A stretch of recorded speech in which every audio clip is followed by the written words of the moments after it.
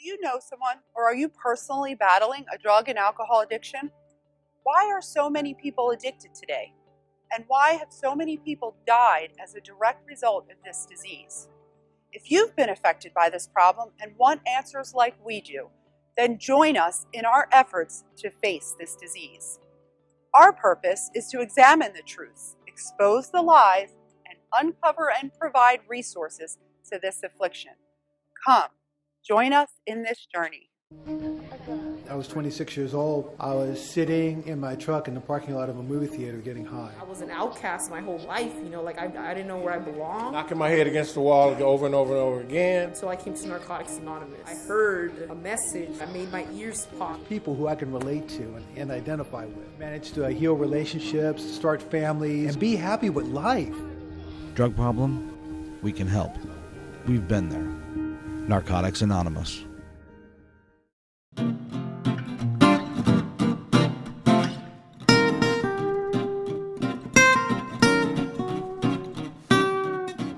Today we are in Los Angeles at the Ron Finley Project here in Vermont Square Park. So what you guys are doing out here is amazing. I can just see everybody great mood. I see smiles everywhere. And it humbles my heart to see that what you guys are doing is making an impact on the kids out here. Now, what I'm trying to do now, I'm 21, turning 22 soon. I've had the honor of being able to work with Netflix, work with great people like Mada, work with different people across the country, and it's just something amazing. I want to be able to inspire the world, be able to travel across it, uplift everybody, give back as much as I can. And there won't be a day that I won't do this. There won't be a day that I won't feel humbled by doing this. There won't be a day that it won't bring a smile to my face doing what I'm doing right now. And just seeing everybody here reminds me that there are good people out here in the world. There are good people across the United States, especially with all these shootings going on, with all these massacres going on. We need stuff like this right here to happen a lot more often. Yeah! And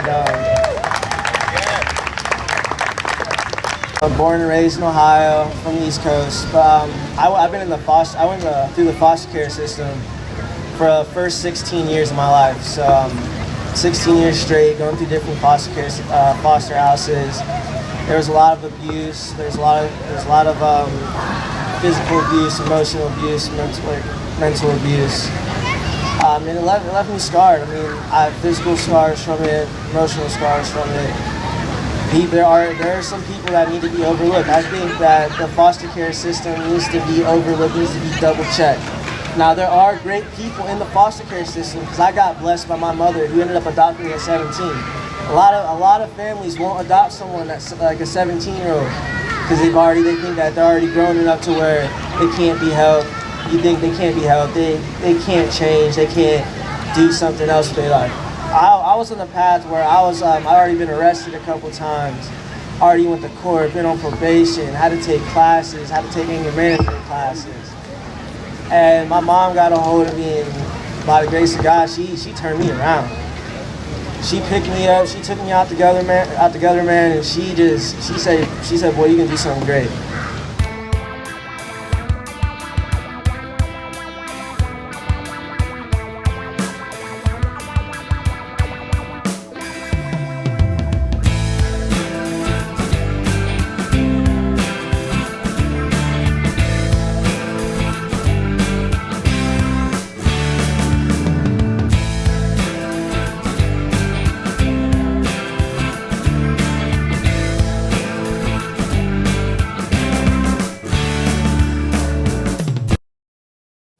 But some of the questions that we still need to ask on this program are, why is it that people are so lost? What makes someone turn to drugs in spite of everything else? We've had some guests on our program who've talked about this and even answered the question in so many words by saying that we're not united, that love is missing, and people are indeed in search of their own true identity. So how is society addressing this issue? if we even are. Are we providing truth to individuals? Are we helping people to find themselves in a world full of so many options? Well, at Addiction and Recovery TV, we would like to help you in this search, even if it's just by letting you know that you're important and that you mean something and that your life has worth and value. I was 26 years old. I was sitting in my truck in the parking lot of a movie theater getting high. I was an outcast my whole life, like I didn't know where I belonged. Knocking my head against the wall over and over and over again. So I came to Narcotics Anonymous. I heard a message that made my ears pop. People who I can relate to and identify with. Managed to heal relationships, start families, and be happy with life. Drug problem? We can help. We've been there. Narcotics Anonymous. Welcome back to Addiction and Recovery TV. I'm your host, Charlene DeChico, and I'm standing here today with Ryan, who is a certified yoga instructor, and we are at the beautiful Echo Park Lake, right? And Ryan's going to talk to us a little bit about yoga, but first, Ryan, we want to ask you, we'll say welcome, and how are you today? I'm doing great. Thank you for having me on the show today. How are you guys? Awesome. So, in the world of mental health and addiction and just overall well-being, we are looking for pathways to peace and positive outlets for individuals. And so yoga is something that we hear a lot about, but maybe we don't know all of the ins and outs. So that's why Ryan's going to tell us a little bit about what is yoga, and maybe start with that. Yeah. Yoga is a union between the mind, the breath, and the body, and it allows the body to just go into complete relaxation while using the breath, and it practices different yoga asanas, which are yoga poses to help people experience the benefits of what yoga has to offer. Awesome. And so how long and how did you get into practicing yoga? I've been practicing yoga for about 14 years, and I practiced yoga all over the city, a bunch of different modalities, but I found my true passion through Hatha Yoga, through Shivananda Hatha Yoga. I did my practice and my teacher training course in the Bahamas. They have a yoga ashram there, and it's a very intensive program that involves not only the physical asanas in yoga, but also meditation and devotional portions of yoga practice. Awesome. So for someone that maybe doesn't know much about it, if I wanted to practice yoga and I wanted to teach yoga, so you're saying there's a big gap in between. Definitely. The teacher training course is an intensive course of 30 days that goes for 30 days in a row. Each day consists of 12 hours, and there's back-to-back. That is pretty much. Yeah, there's a lot of stuff that goes into it. If I wanted to practice yoga and let's say I have no experience, first of all, why would I practice yoga? What are the benefits even? So you can come take one of my classes. You can find me on Instagram at Ryan H. Russ, or you can call me directly. But yeah, you can come take a class. They range in classes from beginners to intermediate to advanced. The suggestion obviously would be to take a beginner's course. The type of classes I teach for beginners is geared totally for beginners, newer students. And it's a great way just to come in and learn and get connected, and then as you go along and practice more and more, you'll pick up things, especially as the instructor is guiding you, and you can ask questions after the instructor anytime like that. Okay, so now would you recommend yoga for exercise, for mental health, spirituality, all of the above? Who would you recommend yoga to and why? I would definitely recommend yoga for everybody. It does not discriminate against anybody. I'm a prime example of that. I had no intentions of becoming a yoga instructor or even thought that I would ever attend a yoga class. I was in my late 20s before I'd ever taken one yoga class, and I slowly but surely really fell in love with the practice. But yeah, it's for everybody. It's great for people who have anxiety and stress or depression, or just they work too much. Just a place to come and decompress. It really allows people. It teaches them tools how to deal with day-to-day life skills that are just overwhelming. Right. And yoga, the type of yoga I teach, really teaches people how to breathe properly which helps people with those things of anxiety, depression. Most people aren't even aware. So throughout the course of the class, I'm always bringing people back to awareness of their breath, teaching them and exposing them to breathing techniques. Would it take a long time for someone who's not experienced to get in there and really see, even with the breathing? I mean, is this a hard thing to learn, or does it come pretty quickly? It's a very simple thing to learn, but it varies from person to person. You know, some people pick it up quicker than others, but if you're willing to keep coming to the practice and coming back, you can definitely pick it up. It's not very complex or anything like that, and a good teacher will always meet the student where they are. So there are different level classes for different levels of students, and the teachers should be guidance. Good. And so, you know, we are talking about yoga, and just to kind of get into a little bit more in depth of the topic, because most people do know that it has a spiritual background, and, you know, we hear about yogis and gurus and what have you. So, you know, are there different types of yoga, and, you know, do you feel like on a spiritual level, or what makes them different? There are several different types of yoga. They all have different paths, different, you know, they can have different gurus, different leaders, or different reasons, or different types or styles of yoga. So my suggestion is for people to just try little places here and there. Like here, right? Yeah, exactly. I teach here at the Echo Park twice a day, in the morning and the evening. So you can come take a sunset class or a morning class before you have to go to work. So you can get into it and just try it and see what suits you. You know, you'll notice the effects if you continue to come back to the practice, for sure. Well, that's great, and that's what we wanted to hear today, that, you know, this is a beneficial option, yoga. And so I don't know, Brian, if you wanted to share a little bit about your personal story with maybe how yoga has helped you, or if you had any, you know, mental health issues or concerns, and how this kind of like went in there and helped you in that, on that level. Yeah, definitely. That's a good point. So in my early 20s, I had some severe mental health issues, and at the time I was using substances, drugs, and alcohol quite heavily. And through the help of 12-step programs, I was able to get clean and sober. And then through my time of being clean and sober, I was exploring different things.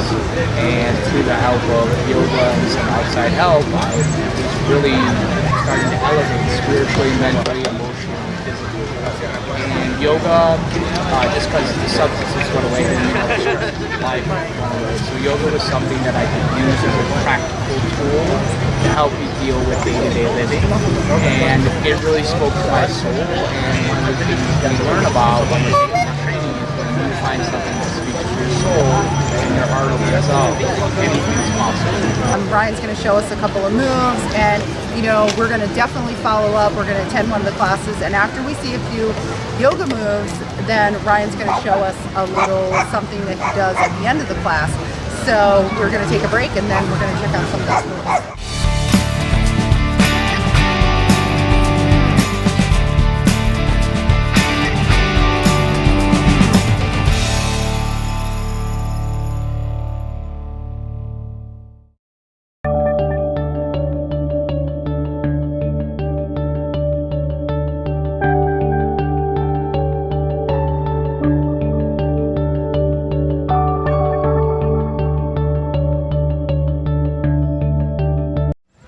Hi, I'm Ryan, back here as a yoga teacher. I'm going to introduce you guys the sun salutations.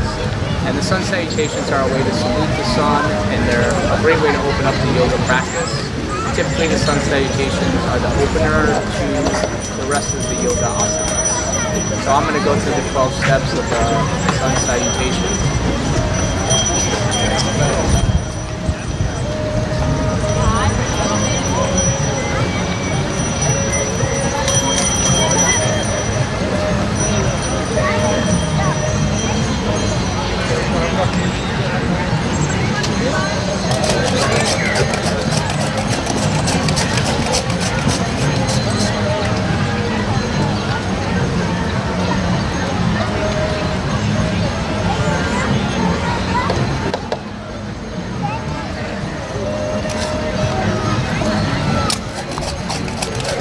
So the sun salutations help warm up the body and prepare it for the asanas that are coming out. I'm going to demonstrate one more yoga asana. It's called the fish.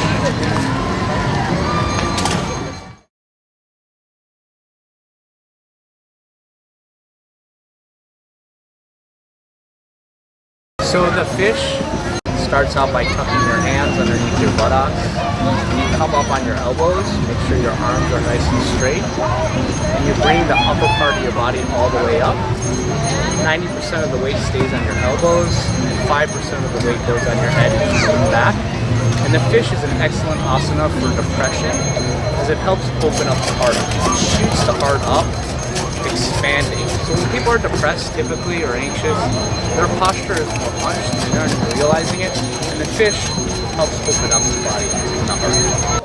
That was just a little bit. I mean, we're going to really attend a class and come out to Echo Lake and look up Brian on the internet so that you can actually attend. So the class ends in a final Shavasana, which is a very relaxing way to end the class. Even on the hot yoga is designed for relaxation. So there's a long 8-minute relaxation at the end, and I added crystal samba. Great. Well, would you show us a little bit of that? Awesome. This is crystal singing bowls, and what it does is there's different bowls designed for different chakras in the body. And they're going to make a very nice noise.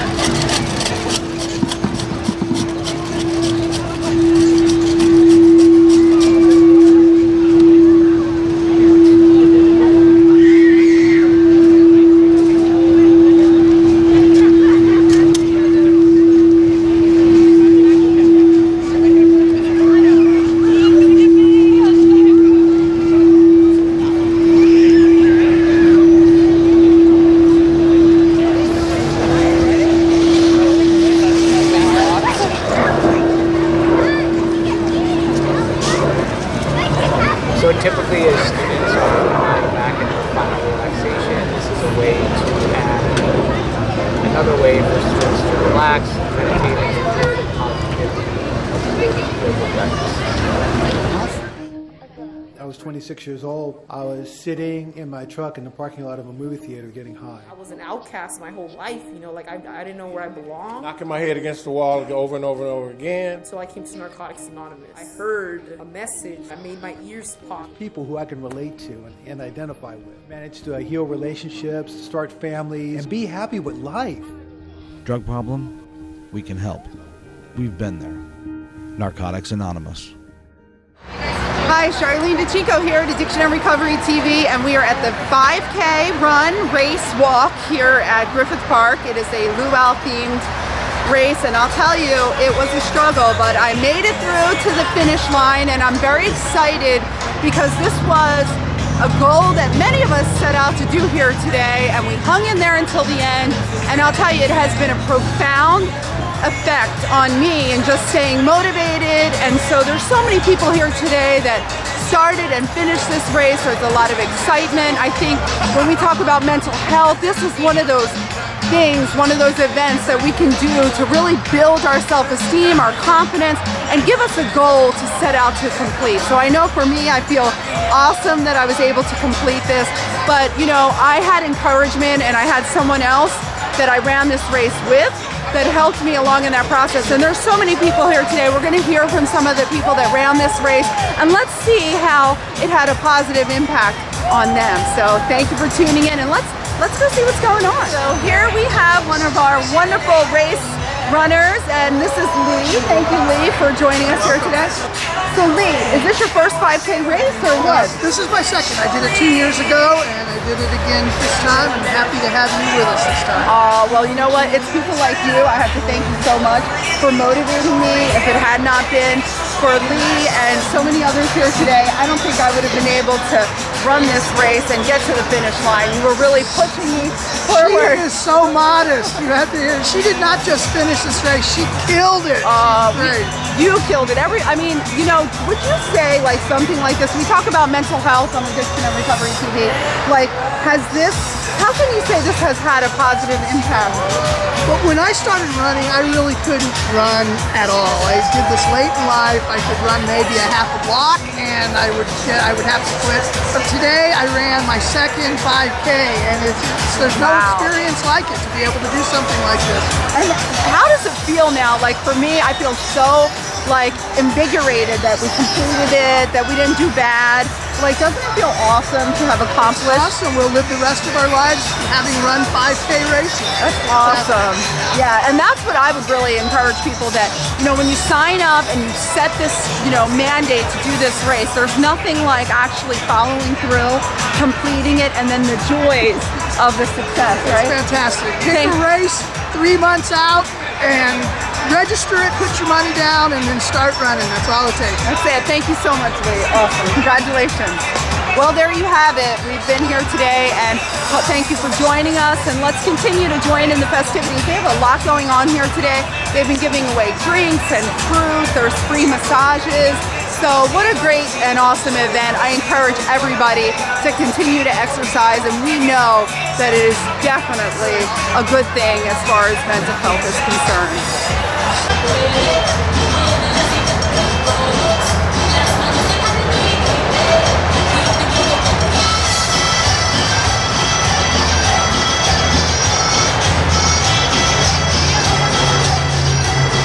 Hi, Charlene Pacheco here, Addiction and Recovery TV.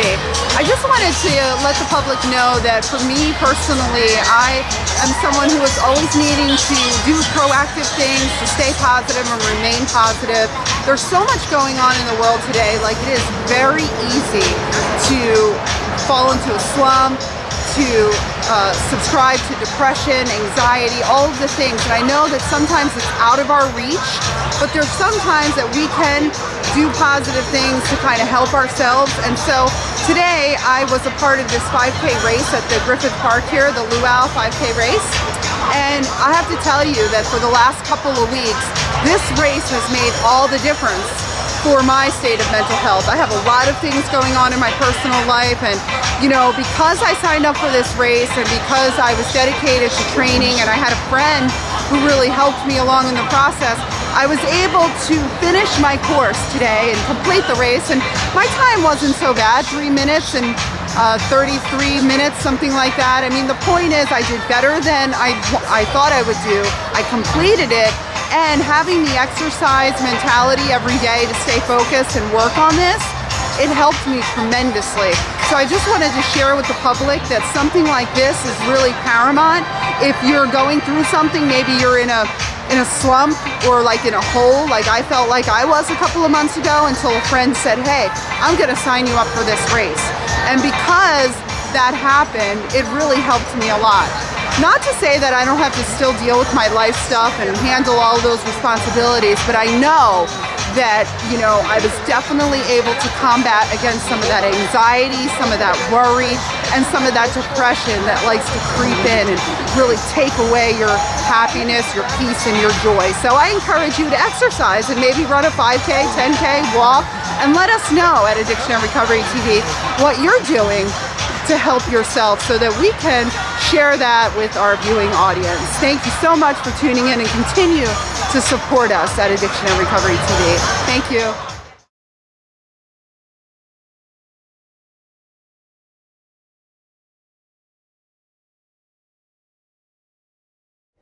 At Addiction and Recovery TV, we talk about raising awareness, and we also talk about the problems and situations revolving around addiction and recovery.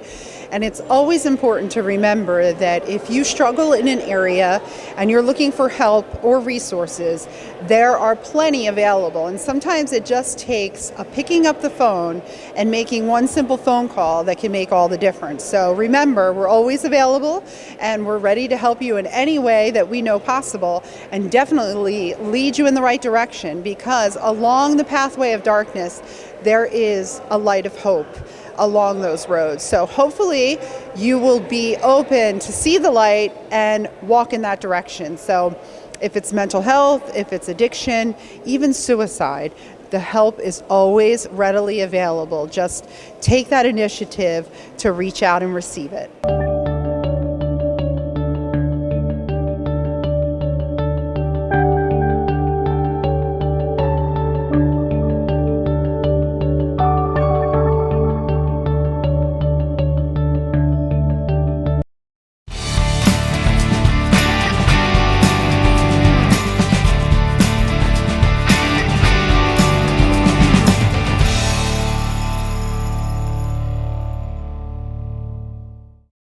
Many people have been touched by addiction, either directly or indirectly.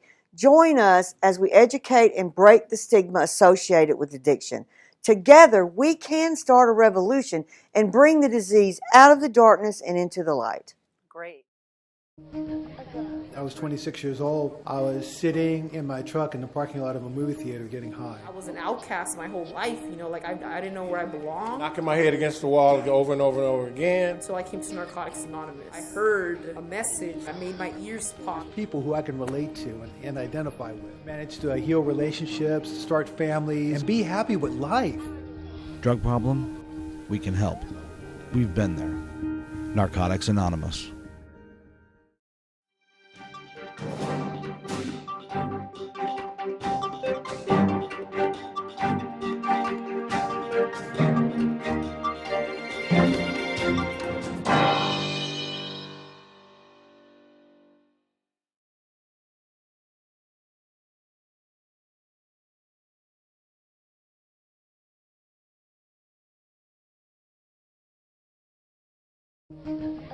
I was 26 years old. I was sitting in my truck in the parking lot of a movie theater getting high. I was an outcast my whole life, like I didn't know where I belonged. Knocking my head against the wall over and over and over again. So I came to Narcotics Anonymous. I heard a message. I made my ears pop. People who I can relate to and identify with. Managed to heal relationships, start families, and be happy with life. Drug problem? We can help. We've been there. Narcotics Anonymous.